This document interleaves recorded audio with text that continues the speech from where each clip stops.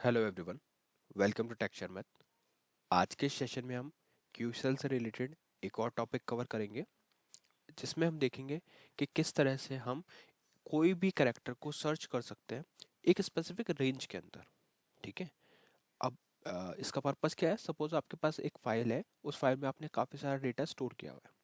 अब आपकी नीड ये है कि आपको कोई स्पेसिफिक रेंज है अल्फ़ाबेट्स में। जैसे अगर हम बात करें ए से सी तक का, ए बी सी, ये तीन कैरेक्टर्स हैं जो मुझे अपने फाइल में सर्च करने हैं, और जहाँ पे भी वो अवेलेबल है उसकी मुझे पोजीशन फाइंड आउट करनी है या वो डेटा प्रिंट करना है, वो अपनी नीड के अकॉर्डिंग अपन कस्टमाइज कर सकते हैं। ठीक है। बट ओवरऑल अपना पर्पस क्या है कि वो तीनों लाइन हमारी आनी चाहिए उसके अंदर। अब इसके लिए या तो आप क्या करो, सिंगल सिंगल करेक्टर, जैसे हमने देखा था लास्ट सेशन में कि हम सिंगल करेक्टर को सर्च कर रहे थे एक फाइल के अंदर, है ना, ग्रैप की हेल्प से। बट वो थोड़ा सा लेंदी हो जाएगा, क्योंकि हो सकता है आपकी रेंज थोड़ी बड़ी हो। अभी हम ए से सी देख रहे हैं, आपका हो सकता है ए से एफ देखना हो, ए से डब्ल्यू देखना हो, तो वो थोड़ी सी सीरीज बढ़ जाती है। तो उसके लिए हम क्या करते हैं, एक रेंज स्पेसिफाई करते हैं, एक रेंज को पास करते हैं जो वो रेंज के लिए सर्च करता है, और वहां से फिर हमारा आउटपुट ला के देता है। ठीक है। तो इस चीज़ को समझने के लिए मैं क्या करूँगा, सबसे पहले आपको एक फाइल दिखाऊंगा जिसमें हमने कुछ डेटा प्रिपेयर किया हुआ है। फिर उस डेटा के ऊपर हम रिक्वायरमेंट समझेंगे कि रिक्वायरमेंट क्या है, कौन सी ऐसी कंडीशंस है जहाँ पे हमें इस तरह से रेंज के साथ में कैरेक्टर्स को सर्च करना पड़ सकता है। ठीक है।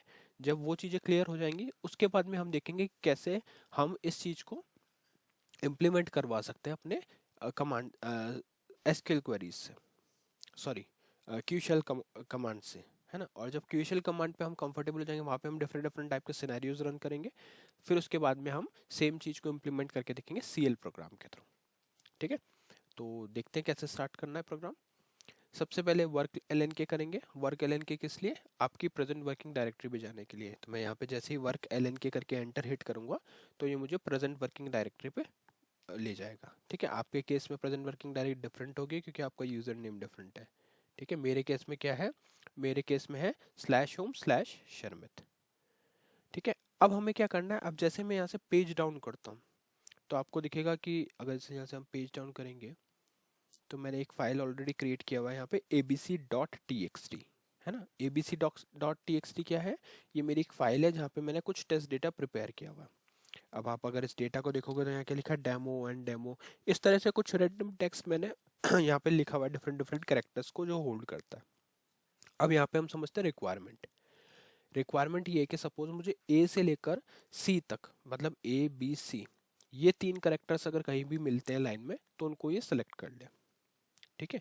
अब अगर आप देखोगे ए से सी तक हमारे पास सिर्फ एक यही लाइन ऐसी है जिसमें ए यूज हुआ हुआ है एंड के लिए।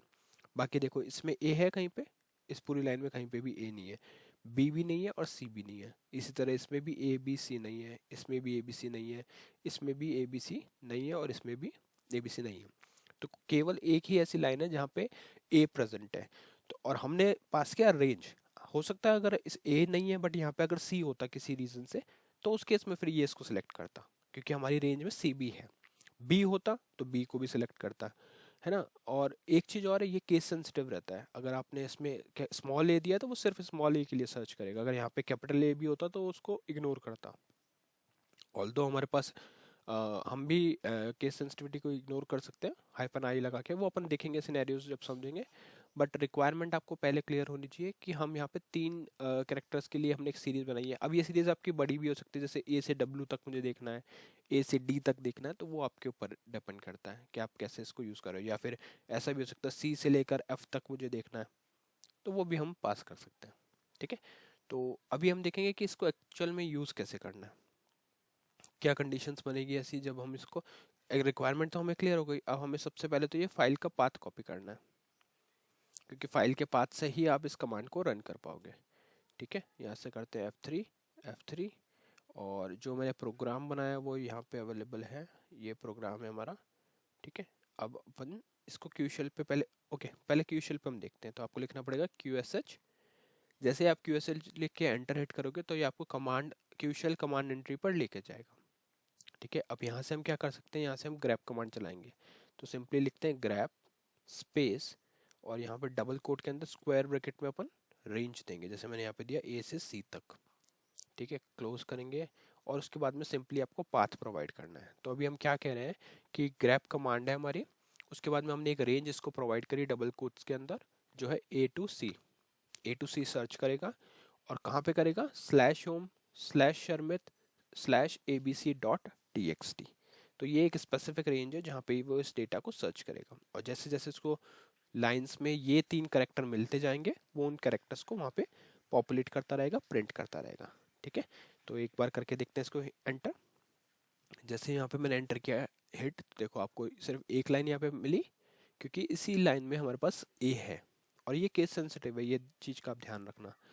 अब थोड़ा सा इसमें वेरिएशन करके देखते हैं। अभी हमारे इसमें क्या हुआ, ए से सी तक इसने सर्च किया, अगर सी भी कहीं होता तो ये लेके आता उसको। अच्छा एक काम करते हैं, इसको ए से डी करते हैं और फिर एंटर करते हैं।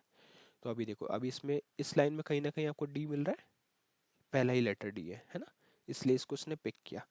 पर एक चीज और, यहाँ पे केस सेंसिटिव है, अगर जैसे मैं इसको ए टू डी अगर हम डालेंगे तो क्या होगा देखते हैं। ये देखो, है ना, इस केस में ये कैपिटल डी को भी लेके आया। तो ये आपके ऊपर है कि आपकी कंडीशंस क्या है, आपको किस तरह से डेटा फैच करना है, उस अकॉर्डिंग यहाँ पे आप अपना रेंज प्रोवाइड कर सकते हो। जैसे अगर मैं यहाँ पे ए से सी करता हूँ और फिर से मुझे मतलब केस सेंसिटिविटी को इग्नोर करना है, तो सिंपल F9 लूंगा और यहाँ पे -i दे दूंगा और एंटर करता हूँ। तो देखो अब ओके, इस केस में देखो यहाँ पे वर्क कर रहा है ए टू सी में तो ये ऑब्वियसली हमारे पास सी से कोई करेक्टर नहीं है, तो हम ए टू डी करेंगे और फिर एंटर करेंगे। इस केस में कैपिटल डी भी आ गया, क्योंकि हमने यहाँ पे केस सेंसिटिविटी को -i से इग्नोर किया हुआ है। ठीक है, तो इस तरह से भी आप इग्नोर कर सकते हो, या फिर आप यहाँ पे कैपिटल डी दे सकते हो। तो ये चीज़ें थोड़ी सी कस्टमाइज आपको अपनी रिक्वायरमेंट के अकॉर्डिंग करनी होगी। अपना मेन पर्पस यही है कि कैसे इस कमांड को यहाँ पे समझना है। सेम चीज़ अगर यहाँ पे मुझे लाइन नंबर भी चाहिए तो मैं आई के साथ में एन दूंगा और एंटर कर दूंगा, तो यहाँ पे आपको लाइन नंबर मिल जाएगा कि किस किस स्पेसिफिक लाइन पे वो डेटा हमारे पास अवेलेबल है। ठीक है, अच्छा एक चीज़ और है यहाँ पे, अगर हम F9 लेकर सी देते हैं, ऑप्शन सी यहाँ पे हमने दिया, तो ये काउंट लेके आएगा कि टोटल कितनी जगह पे ये कितनी बार ये रिपीट हुआ है। तो 1 2 3 4 टाइम्स रिपीट हुआ है, तो काउंट में आ गया हमारे पास 4। तो कुछ इस तरह से आप अपनी रिक्वायरमेंट के अकॉर्डिंग इस कमांड को भी कस्टमाइज कर सकते हो। मेन जो हमने इसमें चीज़ देखी वो ये देखी कि आप एक स्पेसिफिक रेंज के लिए डेटा सर्च कर सकते हो। अगर सपोज आपको सारे कैरेक्टर्स ही लेने हैं तो यहाँ पे A to Z आप लगा सकते हो, तो ये सारे डेटा जो इतना भी है इसमें वो लेके आ गया। ठीक है, ब्लैंक को इग्नोर किया, बाकी सारा इसमें आ गया। जैसे आप देख रहे हो 5th मिसिंग है, 7th मिसिंग है, क्योंकि वहाँ पे ब्लैंक है, तो इसलिए ब्लैंक लाइन को छोड़कर बाकी सारे लाइंस को कैप्चर कर लिया। तो ये एक अपना प्रोसेस रहता है। आई थिंक अब ये आपको क्लियर हो गया होगा। अब हम देखते हैं कि कैसे इसको हम CL प्रोग्राम के थ्रू एग्जीक्यूट करवा सकते हैं। तो मैं आपको जस्ट प्रोग्राम को वॉक थ्रू करवाऊंगा।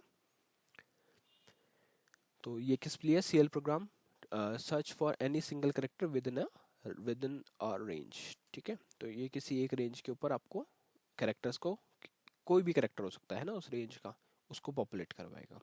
तो सबसे पहले हम क्या करेंगे, वेरिएबल को डिफाइन करेंगे। तो उसके लिए आपको क्या लिखना है, DCL लिखना है, F4 प्रेस करना है, फिर आपको यहाँ पे कमांड वेरिएबल का नेम आ जाएगा, टाइप आ जाएगा, लेंथ आ जाएगा।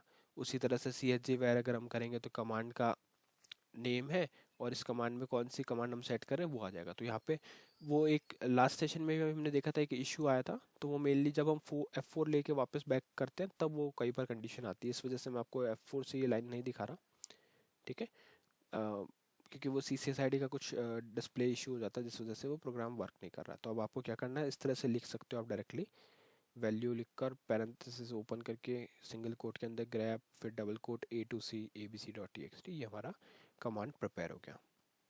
उसके बाद में सिंपली आपको क्या करना है, strqsh रन करना है और जो भी वेरिएबल है उसको एग्जीक्यूट करवा देना है।